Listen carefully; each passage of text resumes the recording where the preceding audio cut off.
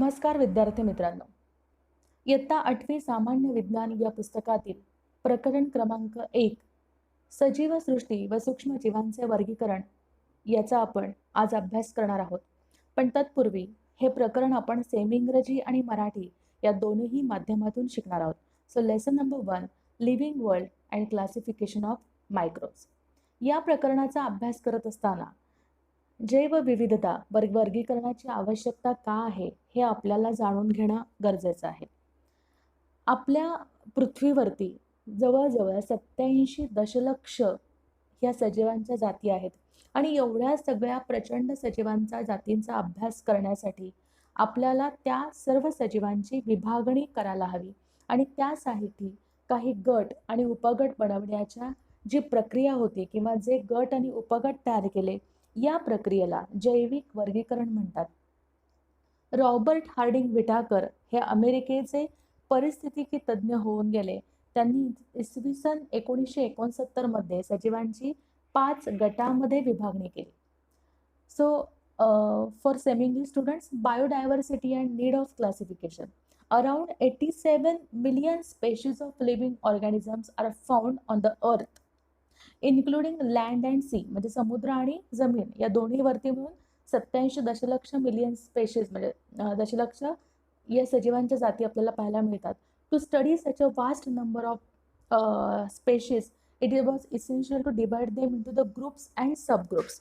And this procedure of dividing groups and subgroups of living organisms are called as the biological classification. It is important, remember always, biological classification. And Robert Harding Whittaker was an American ecologist who divided living organisms into 5 groups. So G Robert Harding विटाकरनी पंचसृष्टी वर्गीकरण पद्धती 5 kingdom system classification आपल्याला सांगितली ती या तुमच्या समोर आहे. So living things त्यांचं क्लासिफिकेशन केलं आहे. It is a prokaryotics and eukaryotics, आदिकेंद्रकी आणि दृश्यकेंद्रकी. प्रोकॅरियोटचे पुन्हा सब डिव्हिजन्स होतात. एकपेशीय it is unicellular kingdom Monera. दृश्यकेंद्रकीमध्ये एकपेशीय आणि बहुपेशीय युनिसेल्युलर आणि मल्टीसेल्युलर. आणि एकपेशीयमध्ये प्रोटिस्टा हा किंगडम येतो आणि बहुपेशीयमध्ये कवके किंगडम 3 म्हणजे फंगाय, किंगडम 4 प्लॅन्टी वनस्पती आणि किंगडम 5 प्राणी ॲनिमॅलिया. अशा प्रकारे 5 गटांमध्ये पंचसृष्टी वर्गीकरण पद्धती ही रॉबर्ट हार्डिंग विटाकर यांनी शोधली. आणि ही वर्गीकरण पद्धती कोणत्या घटकांवर अवलंबून होती त्यासाठी त्यांनी 5 गोष्टी विचारात घेतल्या. कोणत्या 5 गोष्टी? So first one is the पेशीची जटिलता, कॉम्प्लेक्सिटी ऑफ सेल स्ट्रक्चर, की ती पेशी कशा प्रकारची आहे.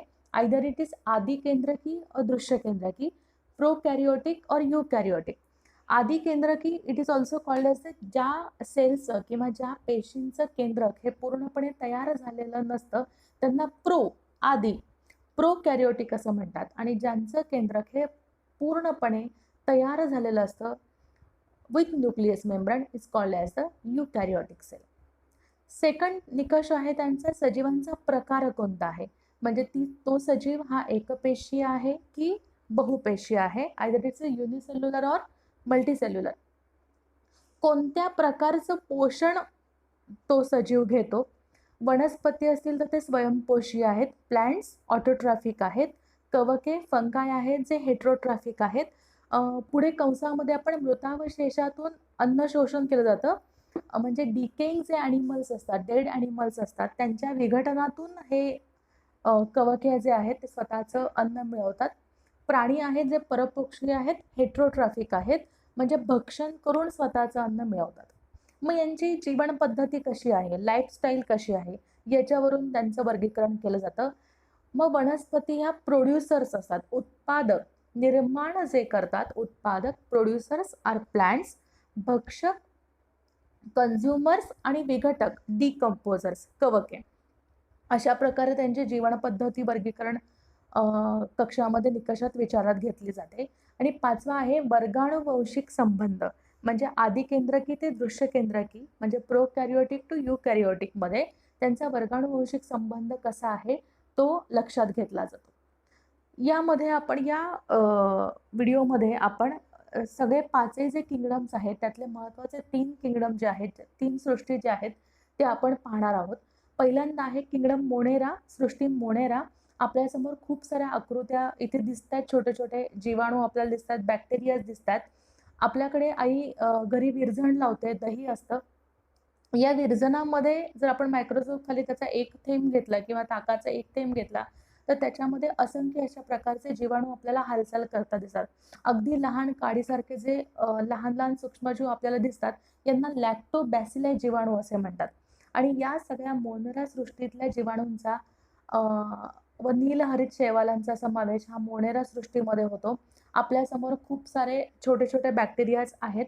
हे सगळे जलीय आहेत, म्हणजे मोनेरा किंगडममधले जे सजीव आहेत, हे आपल्याला जास्तीत जास्त करून मोस्टली ते आपल्याला पाण्यामध्ये सापडतात. मग यांच्यामध्ये कोणती लक्षणं आपल्याला दिसतात, तर हे सर्व सजीव एकपेशीय आहेत, स्वयंपोषी किंवा परपोषी आहेत. आणि महत्त्वाचं तिसरं आहे की ते आदी केंद्रकी असून पटलबद्ध केंद्र किंवा त्यांना पेशी अंगके नसतात. मी यापूर्वीच तुम्हाला सांगितलं होतं की आदी केंद्रकी म्हणजे त्यांचं केंद्रक हे पूर्णपणे तयार झालेलं नसतं. So again we are learn about the kingdom Monera. We can see the moving bacteria from the curd or buttermilk. Small rod-like microbes are called as the lactobacilli bacteria. All types of bacteria and blue-green algae are included into the kingdom Monera. So what is the characteristics? First one is the all organisms are unicellular. They may be autotrophic or heterotrophic. And third one is that these are prokaryotic cells without distinct nucleus or cell organelles. Second one is the kingdom Protista, सृष्टी 2 Protista. आपण प्रोटिस्टाची लक्षणं बघतो. It is also aquatic आणि it is also eukaryotic, म्हणजे आदी केंद्रकी जे आहेत प्रोटिस्टा. मग यांच्यात लक्षणं काय आहेत? प्रोटिस्टा सृष्टीतील सर्व सजीव सुद्धा पुन्हा युनिसेल्युलर आहेत, एकपेशीय आहेत. त्यांच्यामध्ये पटलबद्ध केंद्रक असते.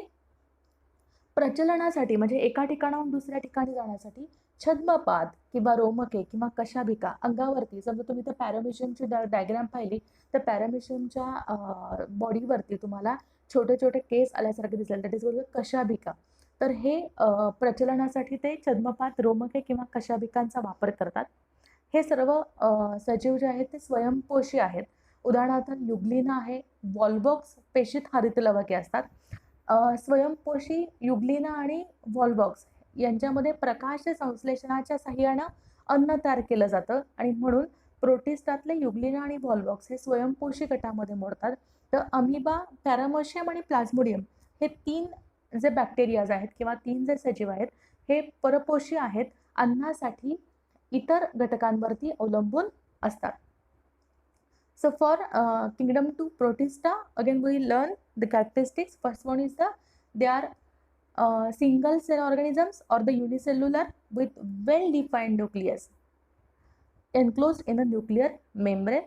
Second one, they have pseudopodia or hair like cilia or whip like flagella for locomotion. एका ठिकाणाहून दुसऱ्या ठिकाणी जाण्यासाठी आपण कशाभिका जे आपण मराठीमध्ये पाहिलं किंवा छद्मपादाचा ते उपयोग करतात for locomotion.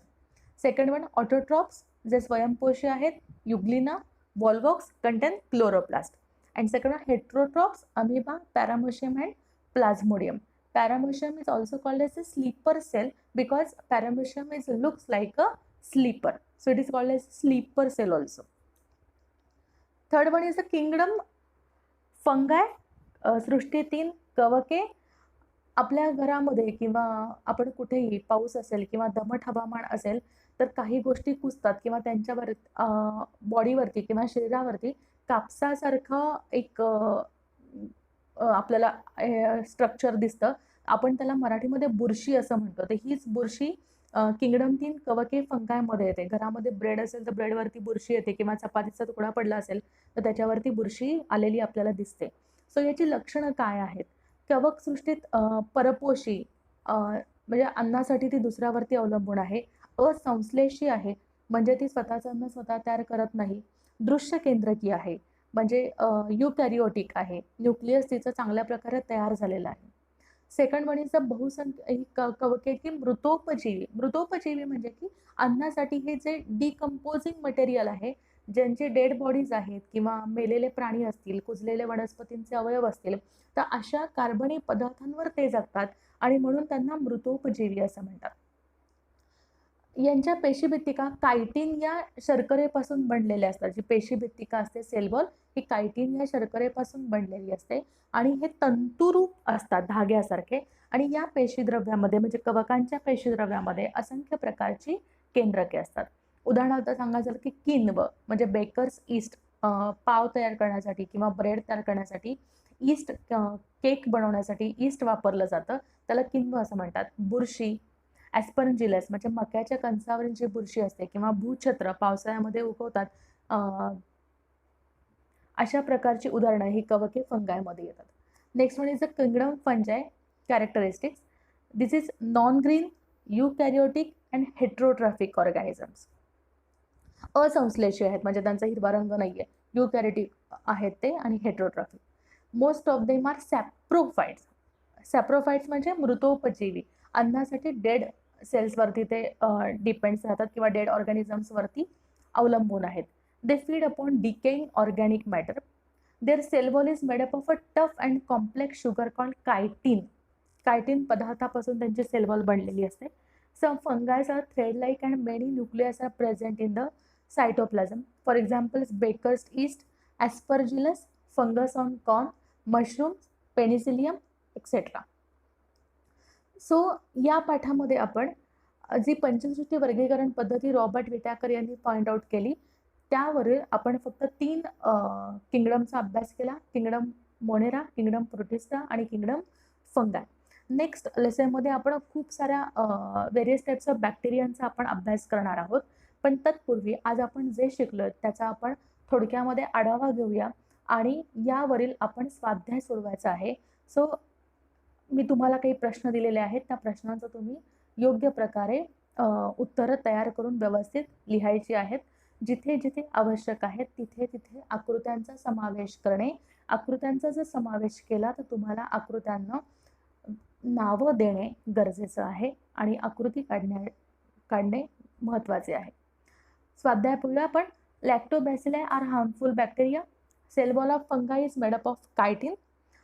State the merits of Whittaker's method of classification. Lactobacilli हे उपद्रवी जीवाणू आहेत का ते तुम्हाला स्पष्ट करायचं आहे. कवकांची पेशीभित्तिका कायटिनपासून बनलेली असते आणि विटाकर वर्गीकरण पद्धतीचे फायदे सांगा. सो नेक्स्ट व्हिडिओमध्ये आपण क्लासिफिकेशन ऑफ मायक्रोब्स म्हणजे सूक्ष्मजीवांचे वर्गीकरण याचा अभ्यास करणार आहेत. तत्पूर्वी थँक्यू.